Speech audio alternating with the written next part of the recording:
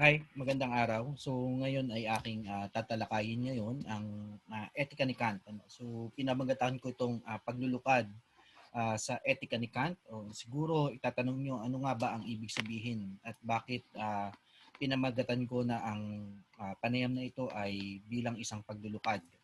So dahil gusto ko munang ibahagi sa inyo, okay, na ang pag-alam sa etika ni Kant ay isang mahirap na gawain.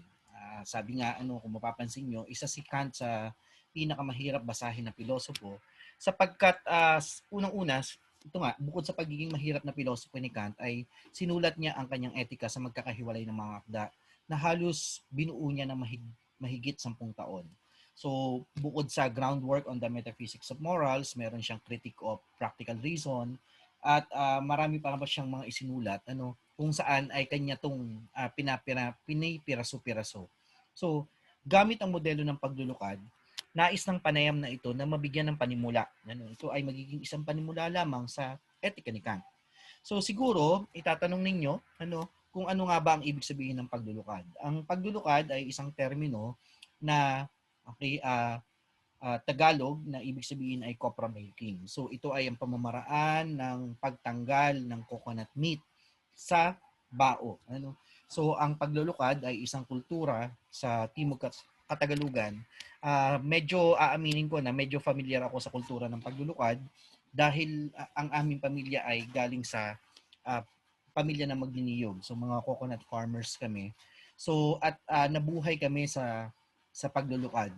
At merong napakatagal na proseso bago ito malukad, bago matanggal. So kaya hindi ko na-explain sa inyo yung kultura ng paglulukad, but cause ay magbibigay ako ng isang paghahambing na ang gagawin natin ay kailangan natin sa pagbabasa ng etika ni Kant ay kailangan nating tingnan, kailangan nating lukarin at kailangan nating kuhanin ang coconut meat, o better still siguro kailangan nating kuhanin ang langis. Pero bago natin makuha ang langis ay ito ay isang napakatagal na proseso. So, ngayon ay ang gagamitin nating teksto sa pagpapaliwanag sa etika ni Kant ay ang saligan ng metaphysics o metaphysics of morals, or the groundwork of the metaphysics of morals. Hindi ko matandaan kaya kanina pa ako tumitingin dito sa aking library. Alam ko ay meron akong CP ng libro na yon. So nahanap ko at hindi ko pa makita kung nasaan yung aking CP ngayon, kasi ang ginagamit ko ay ngayon ay sa aking lektura ay yung mga PDF copy ko lang na meron. Pero kung mapapansin natin, ang aklat na ito ay nahahati sa apat. So ang ginagawa din natin ay tumutumbok tayo sa structural approach ng ating pagdulog sa teksto.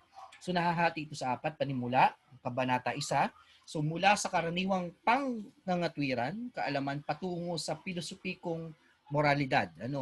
And then ang kasunod ay ang kabanata 2 na tumutugon naman mula sa popular na pilosopikong moralidad patungo sa isang metapisikang moral. At pangtatlo ay mula sa isang metapisikang moral patungo sa pintas ng practical na pangangatwiran. Kung mapapansin natin, merong trajectory. Merong trajectory ang etika ni Kant. Simula ito sa loob papunta sa labas. Simula ito sa pagpunta sa karaniwang pag-unawa ng individual, at hanggang patungo ito sa pintas ng practical ng pangangatwiran. So we have the common understanding, okay, and the next one ay yung popular philosophical moral understanding, and then metaphysics of morals, but hindi pa rin tumigil dun sa metaphysics of morals, kundi tumungo pa rin ito sa critique of practical reason. So sa panimula, sinabi ni Kant na ang filosofiya ay nahahati natin sa iba't ibang sangay, at meron tayong iba't ibang mga metodong pilosopikal at iba't ibang mga layunin. At para mas maunawaan natin ay ito ay kanyang hinati-hati ang filosofiya sa dalawa. Meron tayong tinatawag na naaayon sa paksa, pamamaraan at mga sangay. So ayon sa paksa ito ay meron tayong formal at material. At ang pamamaraan naman ay pag sinabi nating formal ay meron tayong tinagagamit na a priori, okay, at ang sangay ng filosofiya, kung mapapansin natin, tatlo lamang kay Kant, logic, physics, and ethics. So kung saan, okay, sa material naman, material, kung mapapansin natin, ano ang paksa? Material ang pinag-aaralan sa pisika. material din ang pinag-aaralan sa etika. Ano? At dito nakikita natin na magkahalo ang approach at meron tayong tinatawag na empirical, at ang a priori na approach, At ito ay nasa realm din ng rational na kaalaman, At para sa kanya, ay meron tayong kailangang pag-unawa kasi ang lohika ay merong kakulangan. Merong kakulangan at bakit? Dahil hindi pa rin kailangan pa rin natin gumamit ng a priori. So kahit sa pisika, kaya nga meron tayong metaphysics, ay kailangan nating din gamitan ng a priori na pag-unawa. Kahit ang etika ay kailangan din gamitan ng a priori na pag-unawa. So, para kay Kant, sabi niya, dun sa kanyang kabanata 1, mula sa karaniwang pangangatwirang kaalaman patungo sa pilosopikong moralidad, ay meron siyang 4 na tinalakay, at ang una ay ang mabuting kalooban, o yung tinatawag nating goodwill, At pangalawa ay ang tungkulin ng pangangatwiran. Ano ba ang function ng pangangatwiran or reason, okay? At ang pangatlo ay ang 3 proposisyon tungkol sa tungkulin, at ang pang-4 ay ang categorical imperative. So, dito natin makikita na kaya nga sa mga reporter, at nung nagkaroon sila ng konsultasyon, ay sinabi ko sa kanila na hindi sapat na sabihin natin na ang etika ni Kant ay categorical imperative. Batay sa aking naging konversasyon kay Dr. Abulad at sa ating namayapang scholar ng filosofiya ni Kant, na si Dr. Romy Abulad, o mas kilalang Romy, ay sinabi niya sa akin na, Rod, pag magdi-discuss ka kay Kant, kailangan ang naging trajectory mo ay simula sa mabuting kalooban patungo sa categorical na imperative. Kasi hindi muna categorical imperative ang ibig sabihin ng kanyang etika, kundi kasi nawawala daw yung esensya ng etika ni Kant kung hindi tayo pupunta muna sa mabuting kalooban. Pero ano nga ba itong mabuting kalooban? Sabi ni Kant, doon sa kanyang groundwork of the metaphysics of moral, imposible nating maisip ang anumang bagay sa mundo o kahit nasa labas nito ang maaaring makuha ng mabuti ng walang kwalifikasyon maliban sa mabuting kalooban. Okay, so ibig sabihin, sa kanya, meron tayong mga conditioned and unconditioned good. At yung hindi natin pwedeng mapagdudahan ay ang mabuting kalooban. Dahil ang mabuting kalooban, yan ay yung tinatawag natin unconditioned good. Kaya nga sabi niya, may iba't ibang uri ng mabuti. Tulad ng likas na talento, kaalwanan sa buhay. Ngunit sa lahat ng ito, ito ay maaaring magawa sa masama. So, ito, kahit na meron kang likas na talento, pero maaari mo namang gawin siya masama, kaalawanan sa buhay. Ang hindi lamang natin pwedeng pagdudahan, ay ang kabutihan na ito ay umuugat sa mabuting kalooban. So, yun yung pinakamaganda kay Kant. Bilang isang modern philosopher, kung mapapansin natin, ay kanyang iwinaksi ang religious belief. At siya ay tumutungo na posibilidad na magkaroon ng tunay na kaalaman patungo sa pamamilosopiyang paraan sa pamamagitan ng pangangatwiran, o kaya tinatawag natin siyang isa sa mga enlightened thinkers. So ngayon, para kay Kant, ang pangangatwiran ay may dalawang gampanin.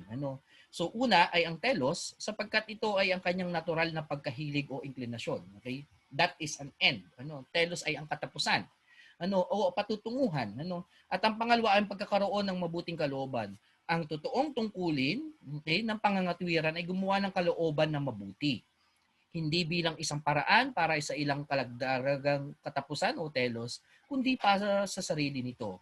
At para sa kadalahan ng ito ay sa pag-andar ay ganap na kinakailangan sa isang mundo kung saan ang kalikasan sa pamamahagi ng kanyang mga kakayahan at sa kanyang paggawa ay merong isang layunin. At yung nag-iisang layunin na yun ay ang pagkakaroon ng mabuting kalooban. So, dito natin nakikita na para kay Kant, ay dalawang gampanin ng pangangatwiran. Una, okay, ang telos, at ang pangalawa, okay, may end ang telos, pero meron pinaghuhugutan din ng telos at yun yung mabuting kalooban. So ngayon, may 3 proposisyon tungkol sa tungkulin. Sabi ni Kant, ang isang aksyon sa makatuwid ay merong moral na kahalagahan kung ang naturang aksyon ay ginagawa para sa kapakanan ng tungkulin. Okay? That is in accordance with duty. Okay, kaya tinatawag din itong deontology. Okay, so ay nabanggit ni Dr. Bulaong sa kanyang naging lecture. Una, ang aksyon ay maaaring merong moral significance o moral na pagpapahalaga lamang kapag ang kumakatawan nito ay naguudyok sa paggalang sa batas tulad sa kaso ng tao na pinamatili ang kanyang buhay na nagmumula sa kanyang tungkulin. Ano? So ibig sabihin, ay kaya ginagawa ng isang tao ang kanyang aksyon, ay dahil ito ay nag-uugat sa tungkulin. Okay? Pangalawa, ang isang pagkilos na ginagawa mula sa tungkulin ay may katumbas na moral na halaga. Hindi sa layunin na matatamo nito sa pamamagitan ng saligang ayon sa kung saan kung ito ay napagpasyahan.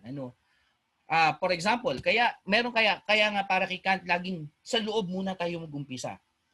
Kaya mo ba to ginawa ay dahil gusto mo. Okay, so yun, dahil ito ay nagmumula sa iyong mabuting kalooban. Okay, pangatlo, ang tungkulin ay kinakailangan ng aksyon mula sa paggalang sa batas. At ang pangwakas na panukalang ito ay nagsisilbing batayan ng argumento ni Kant para sa kataas-taasang prinsipyo ng moralidad o yung tinatawag nating categorical imperative. Sa gayon, posible ang isang ordinaryong rasyonal na dumating sa batas na categorical na imperatibo na nagsasabi na hindi ako dapat kumilos maliban sa paraan na kaya ko ang aking kasabihan o yung tinatawag kong statement at dapat maging isang universal na kilos. So, ibig sabihin, kung mapapansin natin, bago ang moral imperatives, bago ang categorical imperatives, kailangan muna itong nag-uugat sa duty, pero dapat ang tungkulin ay nag-uugat din sa pagkakaroon ng mabuting kalooban. So, for example, halimbawa, pag-aaral. Bakit kailangan ka mag-aral? Kailangan ka mag-aral dahil gusto mong magkakuha ng mga external goods o yung tinatawag nating magkaroon ng magandang grado sa klase. Pero para kay Kant, sinasabi niya na nag-uugat ang pag-aaral at pagiging nating isang mabuting estudyante sapagkat ito ay isa nating tungkulin. Isang tungkulin bilang mag-aaral na tayo ay mag-aral dahil ito ay nagdudulot ng nanggagaling sa ating mabuting kalooban. So, ngayon, sabi ni Kant, kung mapapansin natin itong kagandahan kay Kant, alam na to ng mga ordinaryong tao. Okay? Alam natin na ang taong merong mabuting kalooban ay siyang merong moral na pagpapahalaga. Ito ay napapanood na natin sa mga teleserye. Ang kagandahan kasi sa mga teleserye ay nakikita natin ang mga tao bilang manonood kung sino ang may mabuting kalooban at kung sino yung walang mabuting kalooban. Pero, dahil alam natin ito, na ganito na nga, pero bakit meron pa tayong pangangailangan sa filosofiya? Sabi ni Kant, ang ordinaryo na practical na katwiran ay limitado lamang sapagkat ito ay may kahinaang sandigan dahil dito ay ito pa rin ay nasa bingit pa rin ng pag-aalinlangan.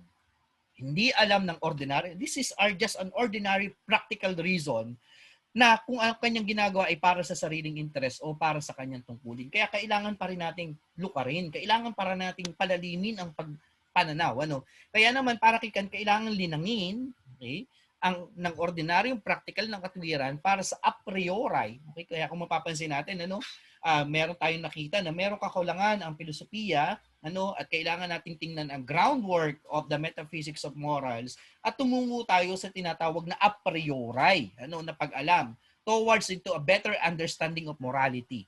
Okay? So, ngayon, sa a priori na pagdinilay upang makahanap ng walang pag-aalinlangan, upang hindi natin ito mapagdudahan. Okay, upang mas maging mas malalim ang pagtingin natin sa mga bagay-bagay. Kaya nga mula sa popular na pilosopikong moralidad sa kabanata 2 na to ay magtutungo tayo sa isang metaphysical, na moral. Kaya nga sabi ni Kant, meron tayong imperatibo. At bukod doon, meron tayong formulasyon ng universal na batas. Ito ay nag-discuss ng ating mga reporters. Formula ng sangkatauhan, formula ng pagsasarili, at formula ng pangkahalatang layunin. So ngayon, ano nga ba ang imperatibo? Ang imperatibo o yung walang pasubali ay lahat ng mga bagay sa likas na katangian ay dapat kumikilos alinsunod sa mga batas. Ngunit ang mga makatwirang tao lamang ang kumikilos alinsunod sa pagkatawan sa isang batas. Kung ikaw ay isang taong makatwiran, kumikilos ka dahil sa iyong pangangatwiran. At itong pangangatwiran nito ay naaayon sa batas, at ito ay tinatawag na imperatibo. Sa madaling salita, tanging taong makatwiran lamang ang merong kakayahang makakilala at sumangguni sa mga batas at prinsipyo upang gabayan ang kanilang pagkilos. Kaya ang mga nangangatwiran lamang ay ang may practical na dahilan at ang mga batas at alituntuning sumasangguni ng mga makakatwirang kumakatawan sa panuntunang kinakailangan. So, Ngayon, sabi ni Kant, meron tayong iba't ibang klase ng imperatibo. Ano? Meron tayong tinatawag na imperative ng kasanayan na tumutukoy sa kanyang pamamaraan upang makuha ang layunin. Ano? So halimbawa, ay ito yung gagawin mong pamamaraan para makuha mo yung isang bagay at makamit mo yung isang bagay no matter what. So, meron tayong imperatibong katimpian. Ito yung imperatibong tumutukoy sa kagustuhan ng kumakatawan para sa kanyang kagalingan. So, ito yung tinatawag nating pagiging makasarili ng isang individual. At ito ay ang kagustuhan natin para sa ating sariling or tinatawag nating self-interest. Meron naman tayo tinatawag na imperatibong moral at ang imperatibong moral na ito ay nakaugat sa likas na loob na kumakatawan sa kanyang mga gampanin na hindi iniisip ang magiging kahinatnan. Pero kung mapapansin natin, sabi ko nga meron tayong dalawa na nagampani ng pangangatwiran, ang telos at ang mabuting kalooban. So para kay Kant, nag-uumpisa ang imperatibong moral sa pagkakaroon ng mabuting kalooban at sa paglalabas mo ng mabuting kalooban batay sa iyong kilos gawa ay ang dapat na gagawin mo ay naaayon pa rin sa kabutihan. So yun yung tinatawag nating imperatibong moral. Ang imperatibong moral ay nangangailangan ng umiral sa lahat ng mga rasyonal, kaya naman ang hypothetical na imperatibo ay hindi magiging imperatibong moral. Kung gayon, kinakailangan na ito ay walang kondisyon o kategorikal o yung tinatawag nating categorical imperative. Bilang kategorikal, ito lamang ay yung prinsipyong dapat sundin ng kumakatawan anumang sitwasyon merong siya dahil ito ay naaayon sa ating pangangatwiran. Okay? Dahil ito ang ating duty. Dahil kailangan mong gawin ito, okay? Dahil ito ay naaayon sa mabuting kalooban at pagkakaroon ng mabuting kalooban, ito ay dapat uugat pa rin sa tinatawag nating telos. Ngayon, para kay Kant, merong iba't ibang mga formulasyon ng batas, formula ng universal ng batas. Una, sinabi niya, gumanap lamang sa kawikaan na kung saan ang iyong kaloob ay magiging universal na batas. Okay, pagkikilos ka, at itatanong, ito bang aking ikikilos ay magiging isang, for example, kung magiging isang universal na batas, what will happen to humanity? And then gumanap, lamang kung ang iyong pagganap ay upang maging sa pamamagitan ng iyong kalooban ay isang universal na batas ng kalikasan. So, kasunod, ay meron tayong tinatawag na kaya autonomiya, kaya gumanap na ang iyong kalooban ay maaaring isalang-alang ang sarili nito sa parehang panahon tulad ng paggawa ng batas sa pamamagitan ng kanyang kawikaan. So, act that your will, ibig sabihin, autonomy, your will has an autonomy, can regard itself at the same time as making the universal law. Kasi dito, kung mapapansin natin, itong batas ng kalikasan, ito ay kalikasan para sa lahat. At ang kasunod naman ay batas ng kalikasan, universal na batas, ay para ding isang rendisyon ng pangalawa. Pero ito ay kung sa panahon na ito at ito ikikilos mo, ito ba ay ikikilos mo pa rin sa mga ibang panahon? So yun yung mga isang consideration yan.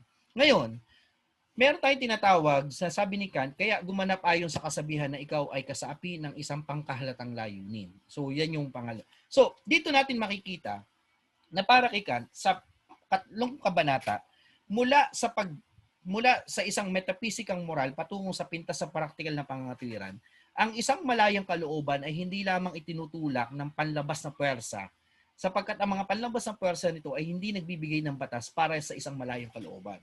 Ibig sabihin, nag-uumpisa ito sa loob. Ang tanging pinagkukuhanan ng batas para sa isang malayang kalooban ay ang loob mismo. Sa makatuwid, ang kalayaan ng kalooban ay nangangailangan na tayo ay may moral na pagguhit sa sarili na ipinapataw natin ang moral na batas sa ating sarili. So, ibig sabihin, ito ay nagmumula sa ating autonomiya at sa ating pangangatwiran bilang isang individual.